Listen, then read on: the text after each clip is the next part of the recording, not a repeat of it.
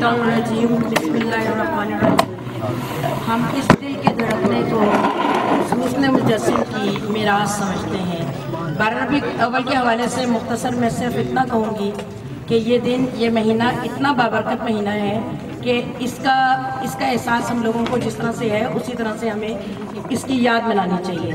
ہم نبی کی ذات سے کتنی محبت کرتے ہیں اس کا اظہار تو ہم ہر طریقے سے کر دیتے ہیں، لیکن ہم ان کی بات سے کتنی محبت کرتے ہیں یہ وقت ہے یہ بتانے کا کہ ہم اپنے نبی، اللہ کے نبی صلی اللہ علیہ وآلہ وسلم کی بات سے کتنی محبت کرتے ہیں۔ زمین والوں سے یہ کہہ کر طلوع ہوتا ہے سورج، اجالے بانٹ دینے سے اجالے کم نہیں ہوتے۔ بہکا تو بہت بہکا، ٹھہرا تو ولی سمجھا، اس خاک کے پتلے کا ہر رنگ نرالا ہے۔ انسان ایک خاک کا پتلا ہی تو ہے، اور خاک کے اس پتلے کے ہر رنگ کی بات کریں اور پھر بات کریں صرف نازک کی، ایک عورت کی بات کریں تو جو حقیقت میرے سامنے آتی ہے وہ یہ ہے کہ ہمارا معاشرہ، پاکستانی معاشرہ، اسے گھر کے کچن تک ہی محدود کیوں رکھ دینا چاہتا ہے، اور بیچاری عورت وہی کرتی ہے جو اس کا باپ، اس کا بھائی یا پھر اس کا خاوند اور اس کا بیٹا اسے اجازت دیتے ہیں۔ لیکن میں بڑے فخر سے ان چند خواتین کا نام لینے میں خوشی محسوس کرتی ہوں جن کے انہی رشتوں نے اس کی نشو و نما میں کوئی کمی نہ رکھی، اور پھر زمانے نے دیکھا کہ ان کی صلاحیتوں نے وہ نکھار لے آیا کہ نہ صرف ان کو بین الاقوامی شہرت ملی بلکہ آج زمانہ دیکھ رہا ہے کہ ان کے مرنے کے بعد بھی ان کا نام اچھے حروف میں قلم بند ہو رہا ہے۔ ظاہر ہے کہ آپ سمجھ کے ہوں گے کہ میں محترمہ بے نظیر صاحبہ کی بات کر رہی ہوں۔ اگر کبھی تاریخ پاکستان کے پنوں کو الٹایا جائے گا، کبھی آئندہ آنے والے وقت میں، آنے والے زمانے میں جب کبھی ہم پاکستان کے ماضی کی باتیں کریں گے تو چند نام ہمارے سامنے آئیں گے: خیال پاکستان علامہ اقبال، اور پھر تخلیق پاکستان اور تعمیر پاکستان میں قائد اعظم محمد علی جناح، جن کا یوم پیدائش بھی ابھی کل ہی گزرا ہے۔ انہوں نے پاکستان کو بنانے میں ہر میدان میں اپنا لوہا منوا لیا، اور آج قوم کا بچہ بچہ قائد اعظم کے نام کو جانتا ہے اور ان کے کام کو پہچانتا ہے۔ اور پھر جہاں پاکستان عوامی تحریک کے بانی ڈاکٹر پروفیسر طاہر القادری کو دنیا میں ان کے علم کی بنا پر ایک عظیم مفکر اور عالم ہونے کا اعزاز حاصل ہے، وہاں یہ بات بطریق اکمل محفوظ کرنی ہوگی کہ خواتین میں صرف ایک ہی نام آتا ہے، اور وہ نام ہے بے نظیر بھٹو کا۔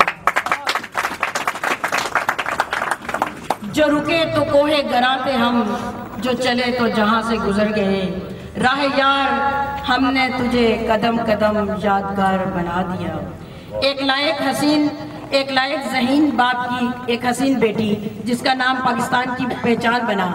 27 دسمبر سن 2007 کی وہ شام مجھے آج بھی یاد ہے۔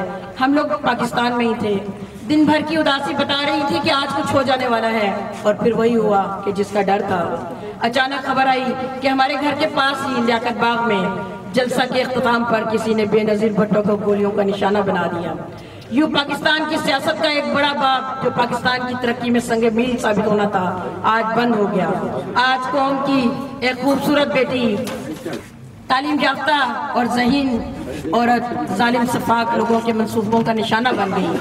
اس دل کی اضطراب کو آتا نہیں کیا قرار، کیوں مختصر ایام میری زندگی کے ہیں، یا رب مجھے نواز دے ایک اور زندگی، مجھ کو چکانے قرض تیری بندگی کے ہیں۔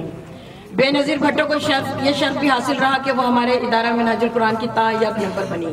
آج اس پلیٹ فارم سے میں آپ سب کو دعوت دیتی ہوں کہ اپنی قیادت کے لیے، اپنی قیادت کی طرح آپ بھی آئیے اور ادارہ منہاج القرآن کے ساتھی بنیے، جہاں صرف اسلام کا درس دیا جاتا ہے اور اللہ اور اس کے رسول کے ترانے گونجتے ہیں۔ اور خدا را قدر کیجئے اس صلاحیت کی، اس ٹیلنٹ کی جو رب کی ذات نے عورت کو عطا فرمایا ہے۔ میں اس کی مثال اس سے بڑھ کے کیا دوں کہ دیکھیے روئی بانو کے آ جانے سے پیپل پارٹی کے جلسوں میں کس قدر رونق آ چکی ہے۔